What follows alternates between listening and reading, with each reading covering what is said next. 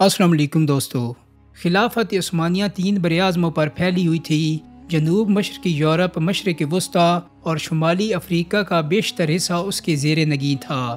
اس عظیم سلطنت کی سرحدیں مغرب میں ابنائے جبرالٹر، مشرق میں بحیرہ کلزم اور خلیج فارس، اور شمال میں آسٹریا کی سرحدوں سلواکیہ اور کریمیا سے جنوب میں سوڈان، صومالیہ اور یمن تک پھیلی ہوئی تھی۔ لہٰذا ان حالات میں خلافت عثمانیہ کے حصے بکھرے کرنے کے لیے لارڈ کرزن نے بوگرت کو مخصوص انگریز چال تقسیم کرو اور حکومت کرو پر عمل کرنے کی ہدایت کی۔ اس مشن کے لیے برطانوی فوج کے ایک lieutenant colonel Thomas Edward Lawrence, جسے ٹی لارنس کے طور پر جانا جاتا تھا، کو خلافت عثمانیہ کے زیر تسلط عرب علاقوں میں بغاوت پھیلانے کا فریضہ سونپا گیا۔ اس شخص نے عربی زبان پر عبور حاصل کیا اور اپنے آپ کو ایک عرب کے طور پر ظاہر کرتے ہوئے بصرہ کی ایک مسجد میں ہزاروں مسلمانوں کے روبرو صرف دکھاوے کے لیے اسلام قبول کر کے یہ تاثر دیا کہ وہ سچے دل سے اسلام قبول کر رہا ہے۔ لارنس آف عربیہ نے نہایت ہی شاطرانہ طریقے سے عربوں میں قوم پرستی کے جذبات کو جگا کر خلافت عثمانیہ کے خلاف بغاوت کو منظم کیا، جس کے نتیجے میں جنگ عظیم اول کے بعد عرب علاقے سلطنت عثمانیہ کی دسترس سے نکل گئے اور خلافت عثمانیہ اختتام پذیر ہوئی۔ دوستو، آج کی اس ویڈیو میں آپ کو لارنس آف عربیہ اور عربوں کی بغاوت کی وہ کہانی سناؤں گا جس کو سن کر آپ کی آنکھیں کھلی کی کھلی رہ جائیں گی۔ یہ کہانی شروع ہوتی ہے 1907 عیسوی سے۔ آکسفورڈ اسکول میں پڑھنے والا ایک طالب علم تھا تھامس لارنس۔ یہ لڑکا باقی اسٹوڈنٹ سے کافی الگ تھا۔ جہاں باقی لڑکوں کو کھیل کود اور اپنی ہم عمر لڑکیوں میں دلچسپی ہوتی، وہاں اسی دلچسپی تھی تاریخ کی ضخیم کتابوں سے۔ یہ اکثر تاریخی کتابیں، بالخصوص وہ کتابیں کہ جن میں صلیبی جنگوں کا تذکرہ ہو، بہت شوق سے پڑھا کرتا۔ یہ صلیبی لشکروں کے عروج و زوال، ان کی غلطیوں اور ناکامیوں پر غور و فکر کرتا اور خود کو ان کی جگہ محسوس کرتا۔ تھامس لارنس کا یہ جنون اس حد تک بڑھا کہ اس نے ان راستوں پر سفر کی ٹھانی کہ جن سے کئی صدیاں قبل صلیبی افواج گزر کر مسلمانوں پر حملہ آور ہوئی تھیں۔ وہ مسلمان ممالک کے دوروں پر نکلا۔ یہاں لارنس نے ان قلعوں کی سیر کی جو صلیبی افواج نے تعمیر کیے تھے، اور دوسری تاریخی نوعیت کی عمارات میں بھی مصروف تحقیق رہا۔ اس کی دلچسپیاں دیکھتے ہوئے اسے برطانوی محکمہ آثار قدیمہ میں ملازمت مل گئی، اور بعد میں اسی لارنس کو اس کی خوبیوں کی وجہ سے آرمی میں کرنل کی جاب بھی مل گئی۔ لارنس میں ایک خوبی یہ تھی کہ وہ مقامی زبانیں بڑی آسانی سے سیکھ لیا کرتا اور یہاں کے لوگوں میں ایسے گھل مل جاتا کہ جیسے انہی کا حصہ ہو۔ اسی دوران جنگ عظیم اول کی ابتدا ہو چکی تھی، جس میں ایک طرف برطانیہ، فرانس اور روس جیسی طاقتیں تھیں تو دوسری طرف آسٹریا، جرمنی اور سلطنت عثمانیہ۔ چونکہ لارنس عرب علاقوں سے بخوبی واقف تھا، اس لیے برطانیہ نے اپنی فوج میں اس کو کرنل کا عہدہ دے دیا اور جنگی نقشے بنانے کے کام میں اس کی خدمات حاصل کی گئیں۔ انگریزوں کو اندازہ تھا کہ سلطنت عثمانیہ کمزور ضرور ہے، لیکن اس کمزوری میں بھی وہ عثمانیوں کے مقابلے کی تاب نہ رکھتے تھے، جس کا ثبوت خلیل پاشا نے دریائے دجلہ کے کنارے انگریزوں کو ایک عبرتناک شکست دے کر پیش کیا۔ اب نقشے بنانے والا یہ نوجوان لڑکا لارنس، جو کسی صورت میں ایک فوجی نہ لگتا تھا، جس کا قد 5.25 فٹ اور جسامت بہت کمزور تھی، یکا یک اس جنگ میں شامل ہوا اور اس جنگ کی بازی پلٹ کر رکھ دی۔ اس نے صلیبیوں اور مسلمانوں کی قدیم مارکوں کا بہت گہرائی سے مطالعہ کر رکھا تھا۔ وہ مسلمانوں کی طاقت اور ان کی کمزوریوں سے بخوبی واقف تھا۔ وہ جانتا تھا کہ مسلمانوں میں جب تک جذبہ جہاد موجود ہے، ہم ان کا کچھ نہیں بگاڑ سکتے۔ اس مسئلے کا حل لارنس نے یہ نکالا کہ مسلمانوں کو آپس میں لڑوا دیا جائے تاکہ جذبہ جہاد، تعصب اور قوم پرستی جیسی برائیوں میں دب کر رہ جائے۔ ملک عرب پچھلے 500 سالوں سے ترکوں کے زیر نگین تھا کہ جب سلطان سلیم اول نے اسے فتح کر کے سلطنت عثمانیہ کا حصہ بنایا تھا۔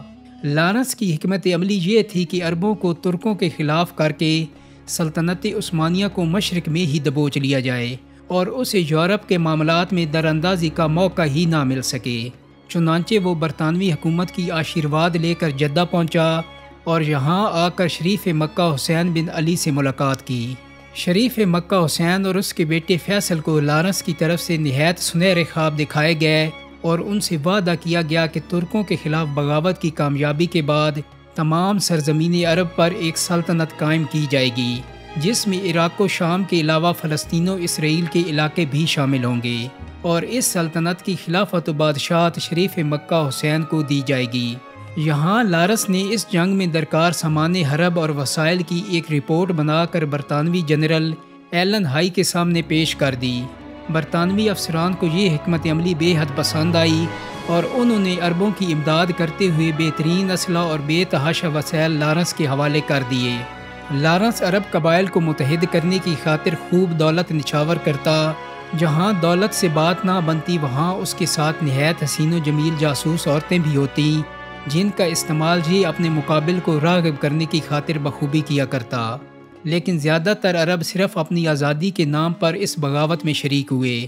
اب لارنس نے عربوں کی چھوٹی چھوٹی فوجوں کے ہمراہ ترکوں کی چھاؤنیوں پر حملے شروع کر دیے۔